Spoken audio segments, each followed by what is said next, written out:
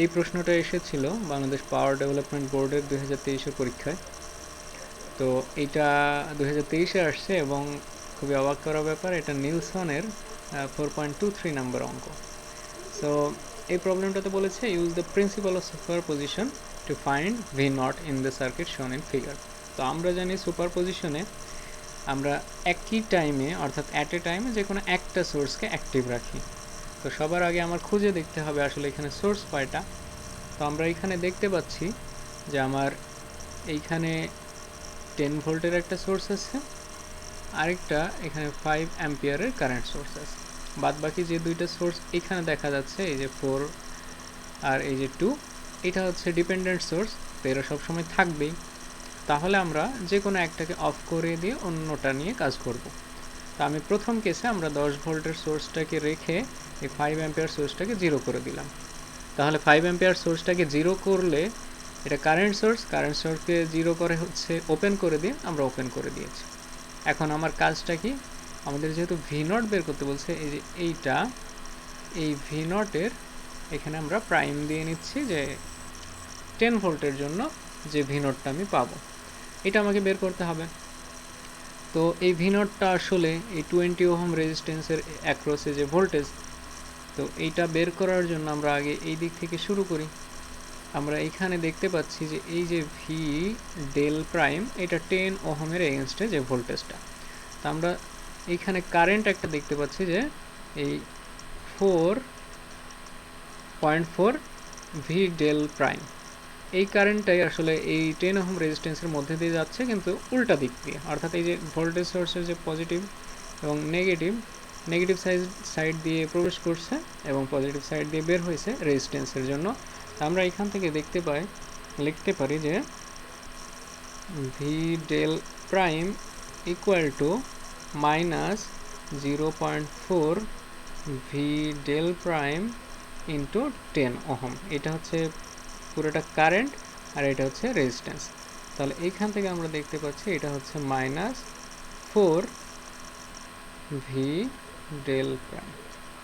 তাহলে এই 0.4, এই মাইনাস 4টাকে এই পাশে পার করলে আমরা পাচ্ছি V del prime plus 4 V del prime equal to 0। এটা হবে হচ্ছে আমার 5 V del prime equal to 0। অতএব আমরা এখান থেকে লিখতে পারি V del prime equal to 0। এখন খেয়াল করেন এই ভি ডেল, এই জায়গাটার এটা 0 হয়ে গেল, এর মধ্যেও ভি ডেল প্রাইম আছে, তাহলে আমার 0.4 এই যে কারেন্ট সোর্স, এটা পুরোটা 0 হয়ে গেল। আবার এইখানে আই ডেল প্রাইম, তো আই ডেল প্রাইমটা আমার ভোল্টেজ সোর্স। এখন এই জায়গাটা যদি কারেন্ট সোর্স 0 হয়ে যায়, অর্থাৎ এই জায়গাটা ওপেন হয়ে গেছে, তাহলে এই যে পুরো আমার এই জিনিসটা ইনভ্যালিড হয়ে গেল, অর্থাৎ এই পুরো জায়গাটা আমার আর নাই, এই সার্কিট থেকে গায়েব হয়ে গেল।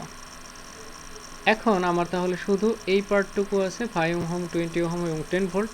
তো আমরা এখানে ভোল্টেজ ডিভাইডার লটা অ্যাপ্লাই করতে পারি যে ভি নট প্রাইমটা তাহলে কত। তাহলে ভি নট প্রাইমটা হচ্ছে আমার এই 20 ওহমের এগেনস্টে যে ভোল্টেজ প্লাস এখানে 5, এখানে টোটাল ভোল্টেজ হচ্ছে 10। তাহলে এইটার রেজাল্ট আমরা পাচ্ছি হচ্ছে 8 ভোল্ট, কারণ এখানে 25 উপরে হচ্ছে 20। তো 5 দিয়ে কাটলে নিচে 5 থাকে, এখানে 2 থাকে, তো সেটা হিসাব করলে আমরা 8 পেয়ে যাচ্ছি। তাহলে আমার একটা সোর্সের জন্য আমি পেলাম। এখন আমরা এই 10 ভোল্টটাকে 0 করে দেব। 10 ভোল্ট 0 করার অর্থ হচ্ছে একে শর্ট করে দিতে হবে, সেই ক্ষেত্রে আমার 5 অ্যাম্পিয়ারটা থাকবে। এই ক্ষেত্রে আমরা এই যে আমার এই জায়গাটায় যে নোডটা আছে সেটাকে এ, এবং এই জায়গাটায় যে নোডটা আছে সেটাকে বি নাম দিই। তারপর আমরা দুইটা নোড ইকুয়েশন লিখলেই মোটামুটি সলভ হয়ে যাবে। তো আমরা এ নোডের জন্য, আর এই জায়গায় আমার যে ভি নটটা ছিল সেটাকে এখন ডাবল প্রাইম দিয়ে রিপ্রেজেন্ট করব, কারণ দ্বিতীয় সোর্সের জন্য বাদ বাকি সবগুলো ডাবল প্রাইম হয়ে যাবে। তো আমি যদি ভি অর্থাৎ এ নোডে অ্যাপ্লাই করি, তাহলে আমরা এখান থেকে ইকুয়েশন লিখতে পাই যে V not double prime by 20, এই কারেন্টটা এখান থেকে বের হবে, প্লাস আরেকটা কারেন্ট বের হবে V not double prime by 5 ohm, আর এখানে ঢুকতেছে দেখা যাচ্ছে ওই যে 0.4 0.4 ভি ডেল ডাবল প্রাইম, এই কারেন্টটা ঢুকতেছে এই জায়গায়। তাহলে এইখান থেকে আমি যদি একটু সলভ করি, 20 দিয়ে গুণ দেই, তাহলে 5 V not double prime minus 8 V del double prime equal to 0 আসে। তো এটা এই পর্যন্ত রেখে দিই। এরপর আমরা নোড বিতে, এটা নোড এ, এটা নোড বিতে ইকুয়েশন লিখি। 0.4 ভি ডেল ডাবল প্রাইম, এই কারেন্টটা এখান থেকে বের হচ্ছে, প্লাস এখান থেকে আরেকটা কারেন্ট বের হবে, সেটা হচ্ছে V B minus 2i del double prime by 10 equal to 5 হচ্ছে ঢুকতেছে এই যে আমার এই জায়গাটাতে। এই ভোল্টেজটাকে আমি ভিবি বলবো, কারণ আমার গ্রাউন্ডটা আসলে এই জায়গায়। তো এইখানে আরেকটা ভোল্টেজ সোর্স দেওয়া আছে যেটা আবার ডিপেন্ডেন্ট। তো এই যে ভি ডেল ডাবল প্রাইম আর এই ভোল্টেজ সোর্সটা মিলে আসলে আমার ভিবি। তো এইটা এখান থেকে যদি আমি 10 দিয়ে গুণ করে দিই, তাহলে হয় হচ্ছে 4 V del double prime plus VB minus 2i del double prime equal to 50।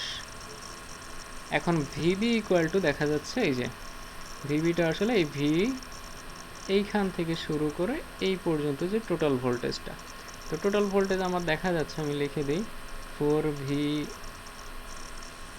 Del double prime plus VB হচ্ছে আমার V del double prime plus 2i del double prime, আর এখানে একটা 2i ডেল ডাবল প্রাইম ছিল equal to 50। তো আমরা এখান থেকে দেখতে পাচ্ছি 5টা ভি ডেল ডাবল প্রাইম আছে, আই গেল গা 50, অতএব V del double prime equal to এইখান থেকে আমরা পাচ্ছি 10 ভোল্ট। এখন আমার কাজ হচ্ছে ভি নট ডাবল প্রাইম এটা বের করা। তো আই কত আসবে, এই ভ্যালুটা ভি ডেল ডাবল প্রাইমটা যদি আমরা এই জায়গায় বসাই দেই, এই জায়গায় এ নোডে, তাহলে আমরা পেয়ে যাচ্ছি V 5 V not double prime equal two 80 বা V naught double prime equal two 16 volt. এখন আমাদের ভি নট ইকুয়াল টু আসলে V naught prime plus V naught double prime equal two 8 plus 16 equal to 24 volt. এটাই হচ্ছে আমাদের answer. তো এই প্রশ্নটার টার্নিং যে পয়েন্টটা ছিল সেটা হচ্ছে প্রথম যে কাজটা আমরা করেছিলাম, এই যে এই জায়গাটা, এইখানে ভুল হওয়ার সম্ভাবনা যে দেখবেন যেখানে ভি ডেল প্রাইম আছে, এই পাশেও ভি ডেল প্রাইম আছে, দুইটা কেটে গেলে অনেক সময় মনে হতে পারে যে 1 ইকুয়াল টু -4 চলে আসছে। তো এই জিনিসটা কিন্তু এই জায়গায় হতে পারে, যেটা অনেকের হয়, তো এই জায়গাটা সাবধান থাকবেন।